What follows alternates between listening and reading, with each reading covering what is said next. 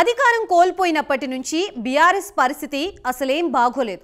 అటు కవిత అరెస్ట్, ఇటు ఎమ్మెల్యేల వలసలు, ప్రభుత్వం నుంచి ఎదురయ్యే ఇబ్బందులు ఇలా ఒక్కొక్కటి మీద ఒక్కొక్కటి పడుతూ ఉంటే ఒకానొక సమయంలో గులాబీ పార్టీ ఉనికే ప్రశ్నార్థకంగా మారింది.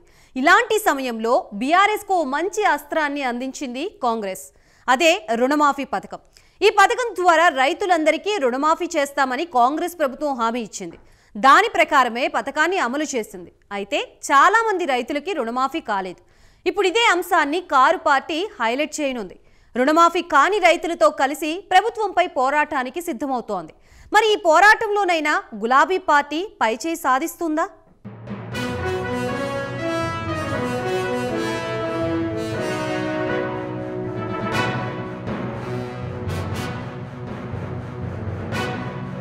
తెలంగాణలో పోగొట్టుకున్న చోటే వెతుక్కోవాలని డిసైడ్ అయిందట బీఆర్ఎస్. అందుకోసం ఏం చేయాలని తెగ ఆలోచిస్తున్న టైంలో వెతకబోయిన తీగ కాలికే తగిలిందని పార్టీ పెద్దలు సంబరపడుతున్నట్టు తెలుస్తోంది.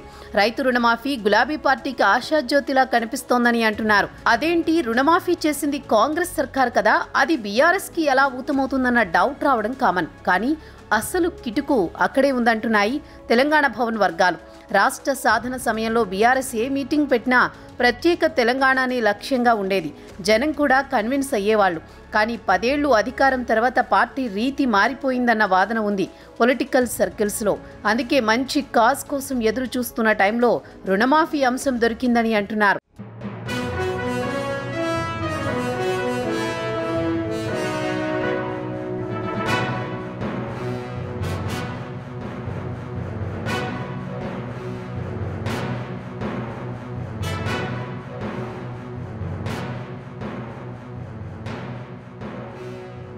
ఎన్నికల ప్రచారంలో చెప్పినట్టుగా 2 లక్షల రూపాయల లోపు రైతు రుణాల్ని మాఫీ చేసింది కాంగ్రెస్ సర్కార్. అయితే ఆ ఫలం అర్హులైన రైతులందరికీ అందలేదన్నది బీఆర్ఎస్ పాయింట్. ఇప్పుడు అదే అంశాన్ని పట్టుకుని జనంలోకి వెళ్లే ప్రయత్నంలో ఉంది ప్రతిపక్ష పార్టీ. గ్రామాల వారీగా అర్హత ఉండి మాఫీ జరగని రైతుల వివరాలు సేకరించి ఎక్కడికక్కడ ప్రభుత్వాన్ని నిలదీయాలని అనుకుంటోందట. ముందు చెప్పినట్టుగా అర్హత ఉన్న ప్రతి రైతుకు రుణమాఫీ జరిగేలా ఒత్తిడి తీసుకువస్తే పోగొట్టుకున్న చోటే తిరిగి పుంజుకోవచ్చన్నది పార్టీ ప్లాన్గా తెలుస్తోంది. గత ఎన్నికల్లో గ్రామీణ ప్రాంతాల్లో దారుణంగా దెబ్బతింది కారు పార్టీ. సహజంగానే ఇక్కడ రైతులు ఎక్కువగా ఉంటారు కాబట్టి రైతు రుణమాఫీ ఉద్యమం ద్వారా వాళ్లని తిరిగి తమ వైపుకు మళ్లించుకోవాలన్నది బీఆర్ఎస్ అధిష్టానం ప్లాన్ అని టాక్ వినిపిస్తోంది.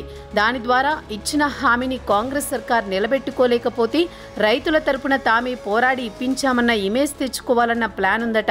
అందుకే గ్రామాల వారీగా రుణమాఫీ అవ్వని రైతుల డేటాను పార్టీ తరపున సేకరించే పని ముమ్మరంగా జరుగుతోందట.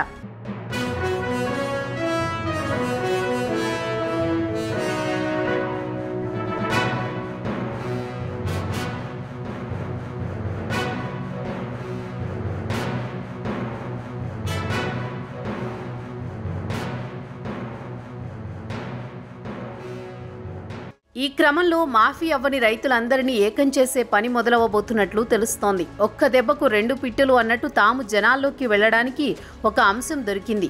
అదే సమయంలో దూరమైన గ్రామీణ ఓటర్లను త్వరగా చేర్చుకోవడానికి లైన్ క్లియర్ అయిందన్న చర్చ జరుగుతోంది. గులాబీ పార్టీలో రుణమాఫీ అవ్వని రైతుల తరపున పోరాటం చేస్తే వాళ్లకు దగ్గరవడంతో పాటు తమకు పొలిటికల్ గ్రౌండ్లో ప్లేస్ దొరుకుతుందన్నది బీఆర్ఎస్ స్కెచ్గా తెలుస్తోంది. అందుకే రాష్ట్ర వ్యాప్తంగా ధర్నాలు, ఇతర ఆందోళన కార్యక్రమాలు నిర్వహించబోతున్నారట. అయితే ఇదే సమయంలో పార్టీలోని ఇంకో వాయిస్ వినిపిస్తోందని అంటున్నారు.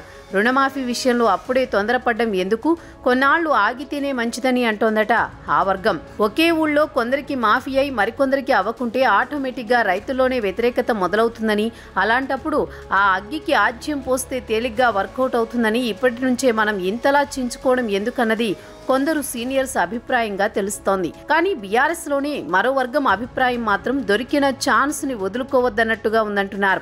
మొత్తంగా రైతు రుణమాఫీనైతే ఎట్టి పరిస్థితుల్లో వదలకుండా తాము తిరిగి పుంజుకునే ఆయుధంగా వాడుకోవాలన్నది బీఆర్ఎస్ ప్లాన్ అట. మరి గులాబీ పార్టీ ప్రయత్నాలు ఎంతవరకు సఫలమవుతాయో చూడాలి.